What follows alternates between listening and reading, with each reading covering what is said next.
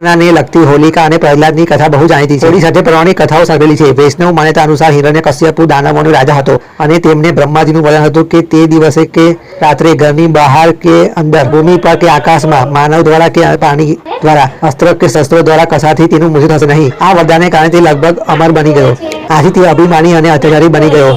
સ્વર્ગ અને પૃથ્વી પર બધે જ હાહાકાર મચાવી દીધો. તેમણે ઈશ્વરને પૂજવાનું પણ બંધ કરાવ્યું અને પોતાની પૂજા કરવાનું શરૂ કર્યું. એને એક પુત્ર હતું જેનું નામ પ્રહલાદ હતું. પ્રહલાદ ભગવાન વિષ્ણુનો ભક્ત હતો. તેને કઈ કેટલા પ્રલોભનો તથા ડર બતાવીને તેમને ઈશ્વર ભક્તિથી દૂર કરવાના પ્રયત્નો કર્યા, પરંતુ પ્રહલાદ ડગ્યો નહીં અને પોતાની ભક્તિ ચાલુ રાખી. પ્રહલાદને મારવા માટે પણ કઈ કેટલા ઉપાયો કર્યા, પરંતુ ઈશ્વર કૃપાથી તે દરેક નિષ્ફળ રહ્યા. અંતે પ્રહલાદને મારવાના ઉદ્દેશથી હિરણ્યકશ્યપુએ પ્રહલાદને પોતાની બહેન હોલિકાને ખોળામાં બેસી અગ્નિ પરીક્ષા આપવાનો ઉદ્દેશ આપ્યો. હોલિકા કે જેની પાસે એક એવી ઓઢણી હતી જેને ધારણ કરે તો તે બાળી શકતી નથી, પ્રહલાદની પિતાની આજ્ઞાનું પાલન કર્યું અને વિષ્ણુને પોતાનો જીવ બચાવવા માટે પ્રાર્થના કરે છે. અંતે જ્યારે અગ્નિ પ્રગટાવવામાં આવ્યો ત્યારે પેલી ઓઢણી હોલિકાના વસ્તુ પરથી ઉડી અને પ્રહલાદને વિખરાઈ ગઈ. આથી હોલિકા અગ્નિમાં બળીને ભસ્મ થઈ ગઈ અને પ્રહલાદ સારો બહાર આવ્યો. આમ હોલિકાનું દહન થયું. તે ઘટના હોળી ઉત્સવનું કારણ બની.